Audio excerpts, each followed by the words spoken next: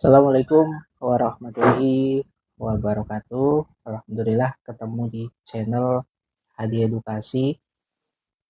Insya Allah ya dalam kondisi yang sehat. Harapannya teman-teman juga selalu dalam kondisi yang sehat. Sehat itu penting. Yang kedua adalah semangat menghadapi cuaca, kondisi dan beberapa problem di kehidupan. Dua hal ini kayaknya saat-saat ini kita harus memiliki semangat dan sehat insya Allah ya. Seperti biasa program Q&A di Salam Sehat Tanpa Batas, kita akan menjawab pertanyaan-pertanyaan yang sudah saya baca-baca melalui email dan juga melalui WhatsApp. Dan ada dua pertanyaan yang kali ini akan saya jawab di session video ini. Pertanyaan yang pertama dari teman-teman yang ada di Pontianak dan Kalimantan secara keseluruhan. Ini banyak yang menanyakan tentang bagaimana saat kita mengalami stres, kemudian merasakan penurunan dari libido atau dari komunikasi hubungan suami istri.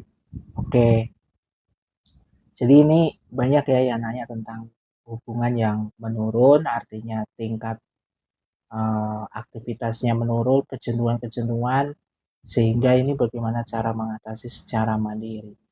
Disclaimer dulu sebelum ke jawabannya, ini adalah sudut pandang saya sebagai terapis disabilitas netra yang terus mengupgrade pengetahuan dan selalu mengamati dari kegiatan sharing saya bersama forum-forum yang saya alhamdulillah ada di dalamnya. Sekaligus juga ketika saya menemukan kondisi-kondisi ini untuk diajak cari solusi oleh masyarakat. Dengan kata lain, ketika orang tersebut mempercayakan untuk diajak atau diobati oleh saya melalui ilmu-ilmu terapi zona meridian dan juga herbal. Jawabannya ya, jawabannya yang pertama ketika dalam kondisi yang seperti itu, mungkin kita harus mau untuk mengevaluasi kembali. Jadi dikomunikasikan sebelum melakukan kegiatan hubungan suami istri, kita bisa berkomunikasi dengan pasangan, bercerita. Jadi kita menceritakan dulu keluhan-keluhan, kendala-kendala yang kita alami, kejenuhan-kejenuhan. Gak apa-apa cerita dan kita minta untuk didengar saja, gak perlu di debat ataupun juga dikasih solusi. Jadi siapa tahu beberapa pengalaman customer atau orang-orang yang sharing sama saya dengan hanya menceritakan saja itu sudah mengurangi dari 30% hal-hal yang dirasakan. Jadi sudah merasa nyaman gitu kondisinya. Nah, dengan kondisi yang nyaman itu kemungkinan saja kita bisa melakukan semacam perubahan strategi ya. Yang biasanya langsung ke arah inti, kita bisa melakukan foreplay yang lebih nyaman dan lebih sesuai untuk kedua pihak. Jadi suami istri lebih nyaman. Yang kedua selain bercerita bisa juga mengurangi dari menyimak media sosial atau info informasi yang terlalu masif yang nggak begitu penting juga untuk kita ikuti. Tentu dalam hal ini kita sendiri yang tahu mana yang penting untuk diri kita, mana yang nggak begitu penting untuk diri kita.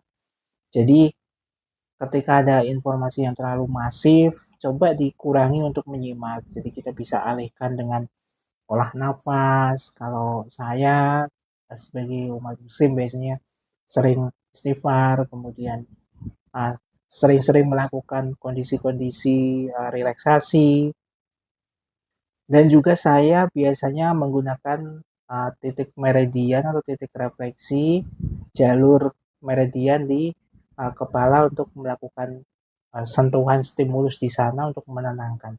Titiknya ada di sini, di antara alis. Lihat ya. Nah, di situ.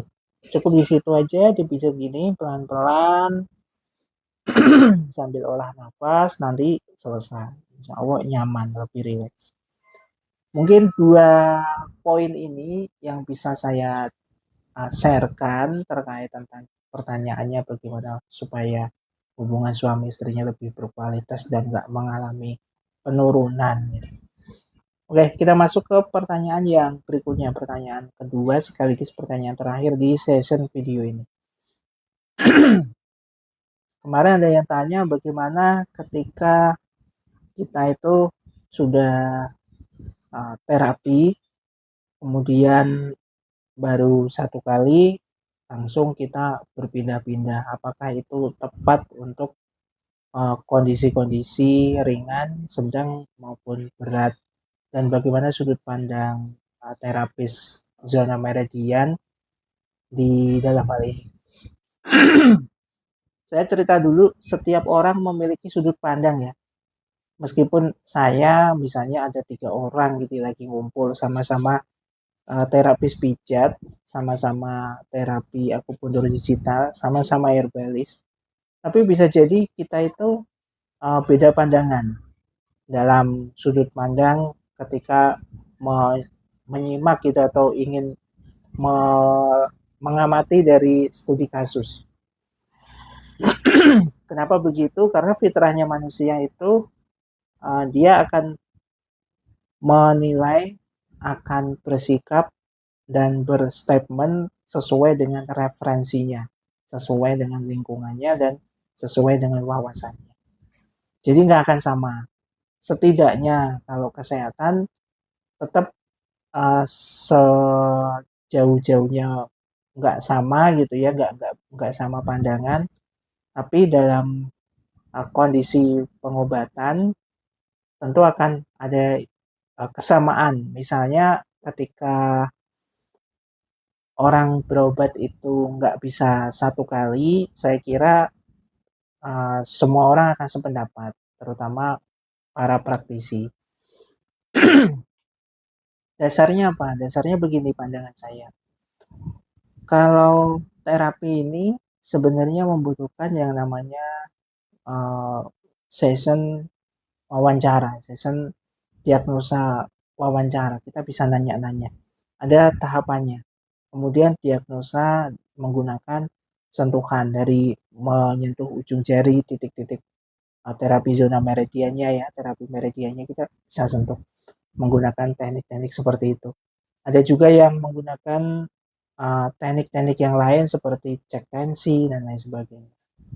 Jadi ada tahapan-tahapan yang mana tahapan-tahapan ini nggak bisa dilakukan dalam satu waktu. Biasanya butuh durasi, butuh pengamatan, evaluasi, dan juga nanti eksekusi. Nah, ketika kita melakukan session berobat gitu ya, ke 1 orang pindah lagi, baru sekali pindah lagi, yang ada mungkin sembuh, hanya saja itu hanya mengurangi saja, tapi nggak mengetahui secara detail dan nggak menjadikan solusi ketika nanti kambuh kembali. Karena memang pengobatan itu seperti yang saya bilang, ada tahapan-tahapan, ada hal-hal yang harus disepakati dan kita sebagai praktisi, kemudian mereka sebagai pasien, kedua pihak itu harus mau menjalankan hal-hal atau strategi-strategi, cara-cara, metode agar penyakit itu bisa keluar dari tubuh kita atau bisa disembuhkan oleh tubuh kita melalui metode-metode yang sudah dianalisa, sudah dipelajari, dan juga sudah dimonitoring. Clear ya? Jadi intinya untuk berobat dan mendapatkan hasil yang maksimal itu ada standar minimalnya 2-3 kali. Kalau 2-3 kali nggak sembuh, ini kalau dari pandangan saya bukan persoalan ilmu orang tersebut nggak bagus atau nggak berkualitas, tapi memang setiap orang mempunyai kapasitas sendiri-sendiri, cara sendiri-sendiri, kemudian pengobatan itu nggak luput dari kondisi cocok ya. Jadi kecocokan itu juga dominan untuk sembuh dari kondisinya. Fix ya, mudah-mudahan bermanfaat dan bisa dipahami. Terakhir dari saya, salam sehat tanpa batas. Assalamualaikum warahmatullahi wabarakatuh.